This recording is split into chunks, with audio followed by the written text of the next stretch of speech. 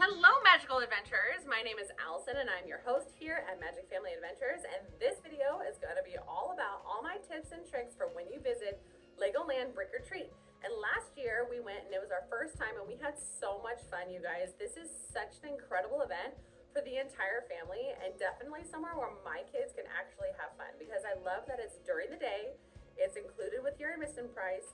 And at Legoland, all kids go free in October with a paid adult. So basically, in October, you can pay for 2 adults and you can have 2 kids go to free to Brick or Treat in Legoland, California. So let me tell you, you're gonna wanna go this year. All right, so let's get into it.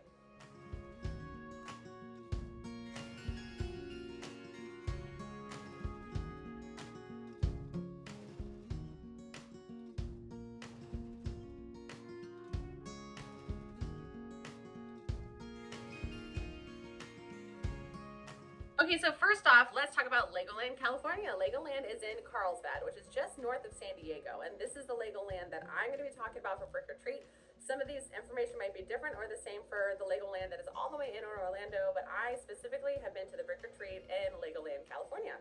Okay, so the first thing you're going to want to know about Legoland, California and their Brick or Treat party is that it's only on Saturdays and Sundays. So if you want to go, you have to go on a Saturday or Sunday to have the entire Brick or Treat event, or else it's just going to be decorated in Halloween, but you don't get to do any of like the Halloween shows or the like the Halloween trick or treat trail. So you're going to want to make sure to visit on a Saturday and a Sunday during September and October, and I'll put the dates below.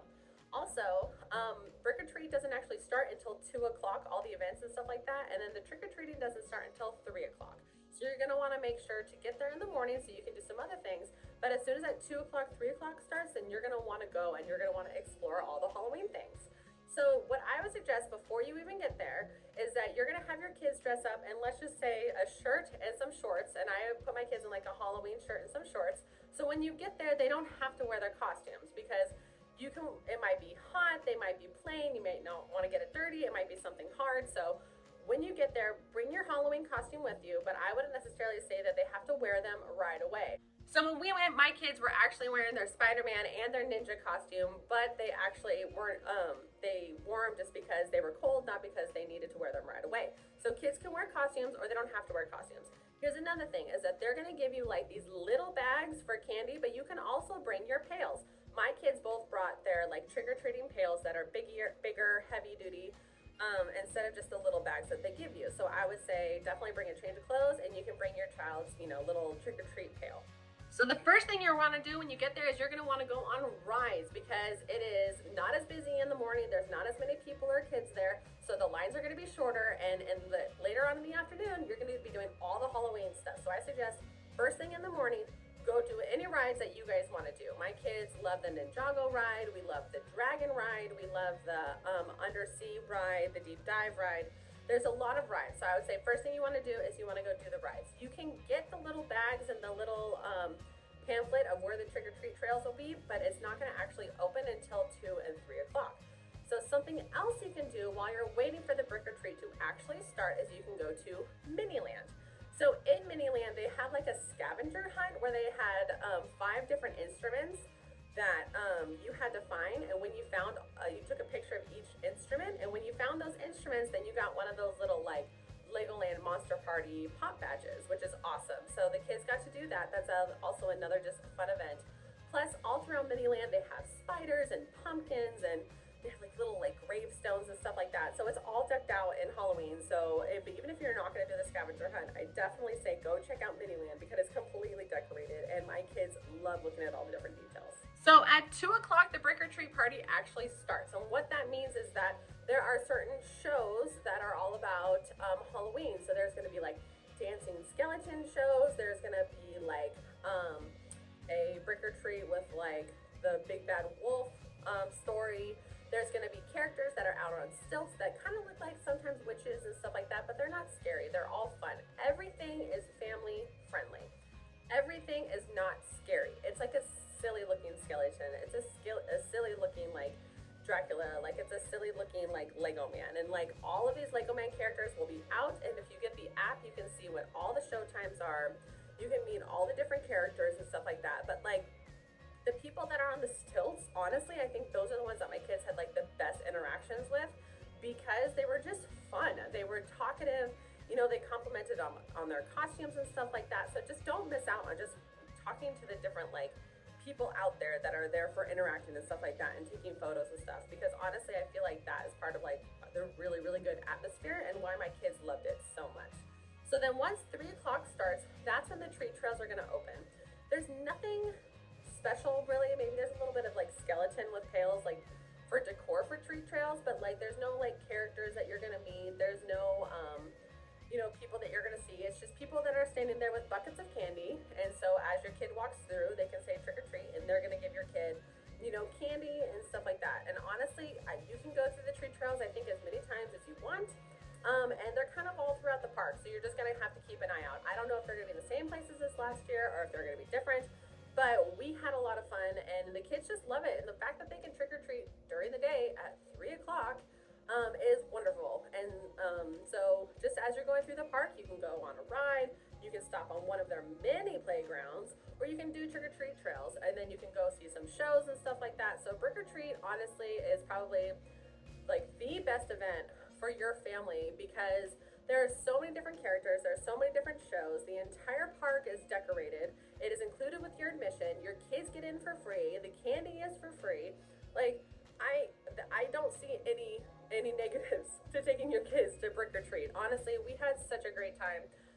We are going again this year, so I will update you when we go again this year, if anything is new and stuff like that. If you guys have any questions, make sure you put them in the comments, because I would love to answer any questions that you have. But yeah, so brick or treat, it's on Saturdays and Sundays during the holidays. I will put the dates below. You can bring in food and snacks and water. So make sure you always bring food, snacks, and water into theme parks. I always do, and I keep it in the stroller. I always bring a change of clothes, regardless if they're wearing their costumes or not, because you never know when kids might spill something or, get something on them that they don't want. You're definitely going to want to bring your own bucket or your own bag, because the bags that they give you are small. And yeah, just take your time and enjoy the experience. Enjoy the different characters, enjoy the different shows, enjoy the decor, the pumpkins and stuff all around the park. And just, have fun. And just, if you go, make sure, like, ask your kids, what's your number one thing that you want to do? And say, it's getting the candy. Good, done. Make sure that every child that you have, they have their one priority, and you make sure to get that one thing done. And I would suggest to try to see 1 or 2 of the shows, because they're really good. And usually the shows later in the evening are the bigger ones, because all of the characters are there. The last show of the evening is always the biggest one. Yeah, so I'm going to show you guys some of the stuff that we did at last year's brick or treat party. And yeah, I'll probably write some stuff down in the comments. But thank you so much for watching. And if you have any other questions, please let me know. Please like this video if you guys like these informative videos where I give you some tricks and stuff like that when you take your family to Legoland or any Halloween events and stuff like that, because I really want to do more, and I really want to be helping families out there to be better prepared when they get to these events, because I am fortunate where I get to go to a lot of these, but some people have never been before, and some people are just wanting to try something different, because in Southern California we have a lot of different options for these family Halloween events. So I'm going to be going to brick or treat this year. I'm going to hopefully be going to the SeaWorld Spooktacular. Last year I went to Sesame Street's Halloween, Countdown to Halloween, trying to remember, it was the Counts Halloween. Also, I have been to Knott's Berry Farm, their Knott's Spooky Farm. Of course, I go to Disney. I go myself to Oogie Boogie Bash, but I don't take my kids to Oogie Boogie Bash because it's just too late in the evening, and my kids don't do late. This is why I love brick or treat, is because I love that it's during the day, and I love that my kids don't have to be up until 1 o'clock at night, because they would not hang, they would be cranky, it would not work. So I will not be taking my kids to Oogie Boogie Bash until they are older. And then I will be hopefully going to Six Flags, has like a little baby Boo Fest. So I want to check that out. And then I know Universal Studios doesn't necessarily have like specific, kids things, but I am a pass holder, so I will be checking that out to see if they do anything fun for Halloween. So you're going to want to make sure to subscribe to my channel, because I will have so many tips and tricks for Halloween. And then again, Christmas is just around the corner. So if you like to know about family and travel and you want to know what's going on, make sure you subscribe to me. And then if you have any comments, please let me know. Thank you so much for watching, you guys. I hope you have a wonderful, spooky, and safe Halloween.